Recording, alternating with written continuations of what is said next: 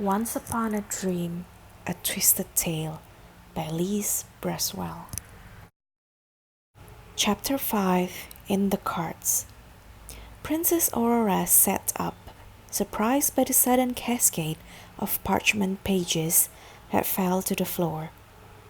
Not a book, a deck of cards, brightly colored, intricately painted cards whose pictures were all still intact.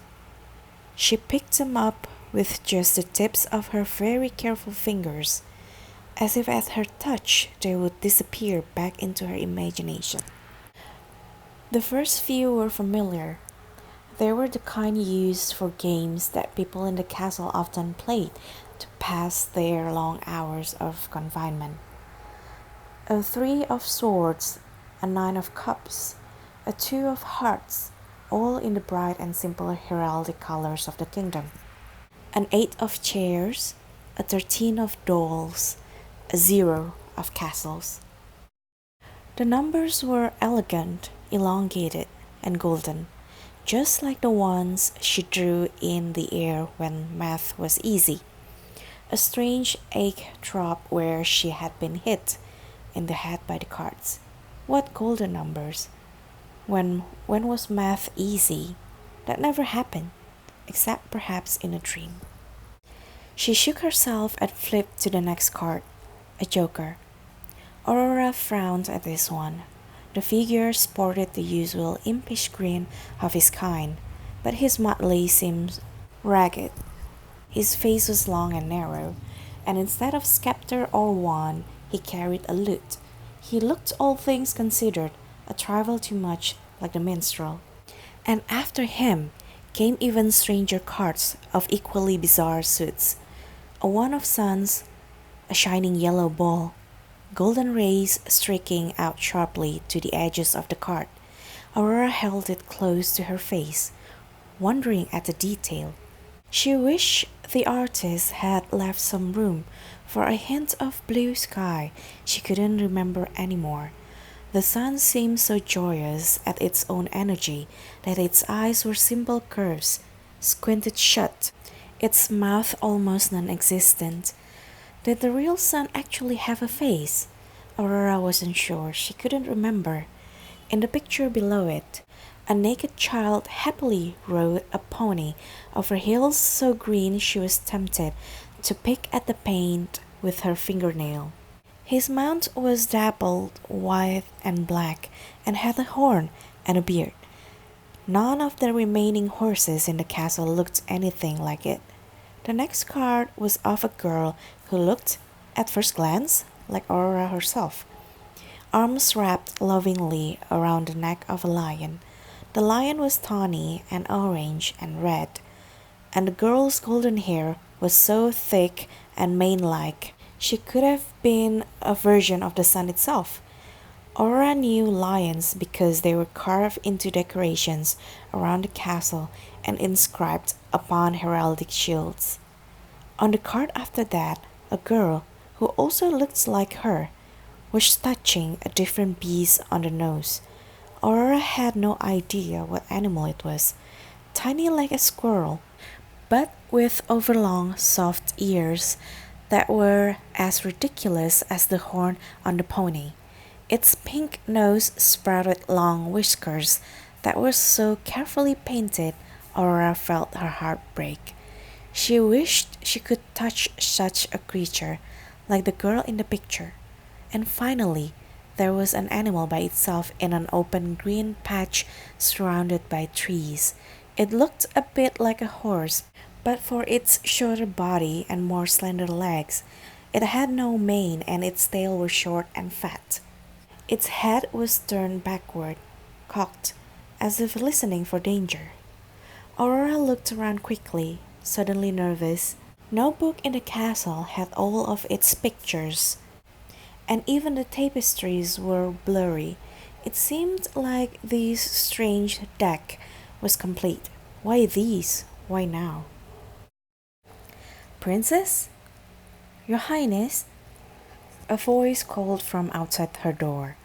Aurora quickly swept the cards into an ungainly pile and looking around for some place to stash them. shoved them into the pretty little velvet bag set out to go with her gown that night.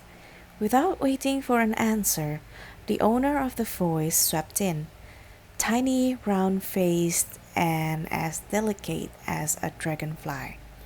Aurora felt a burn of guilt heat up her face and breast. Lady Liana was her handmaiden and closest friend. And the princess was her only friend. She had been part of a visiting envoy when the end of the world had come, destroying her homeland, her parents, and everyone she had ever loved. Despite her completely appropriate dress and the very stylish, intricately braided buns of ebon that covered her ears, there was something unmistakably foreign about her large black eyes and grayish skin. Other members of royalty in the castle tended to shun her. "You're not even partially dressed yet," Liana scolded, but she didn't click her tongue the way another might have. She flew from one side of the room to the other, gathering things for a ballroom transformation: brush, ribbons, underskirts, golden tippet, golden shoes. Aurora said. Up until a moment ago, the ball had been arguably the most important, or at least interesting thing in her life. The one and only event there was to look forward to every month. But now all Aurora wanted was for Liana to go away, so she could go back to lying on her bed looking through all the cards.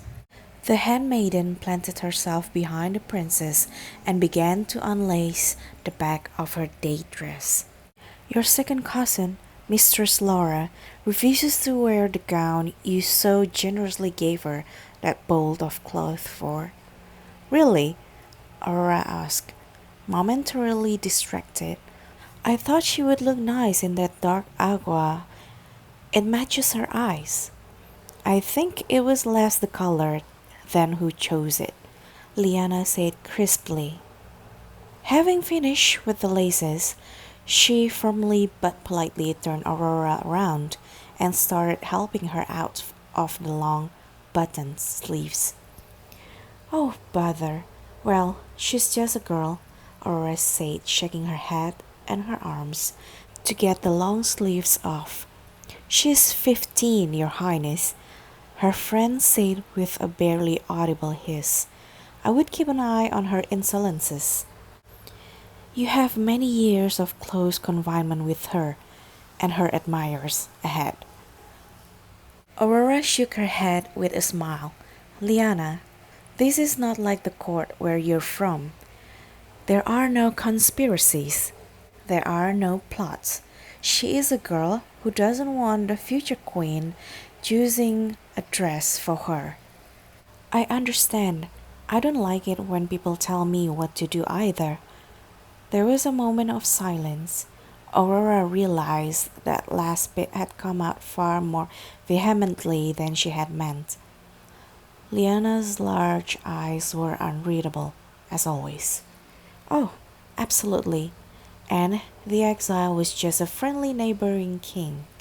"That was different," Aurora said, uncomfortable at the memory.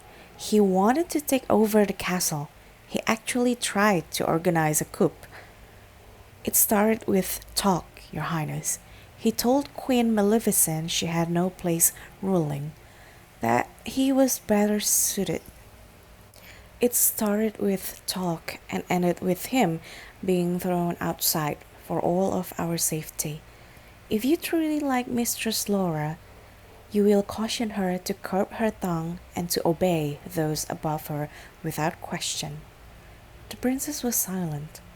All she remembered from that confusing time was a white-bearded, fat little blustering man shouting and arguing like a storm against the cool, sharp figure of her aunt.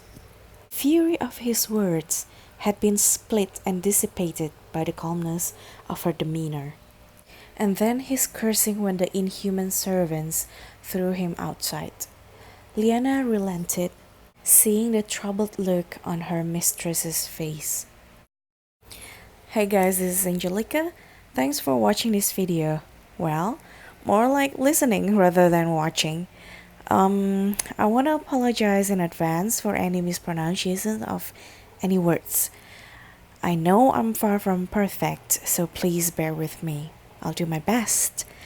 And also, this is only like the first half of the whole chapter because it's quite long, and YouTube hasn't allowed me to post it more than 15 minutes. So, yeah.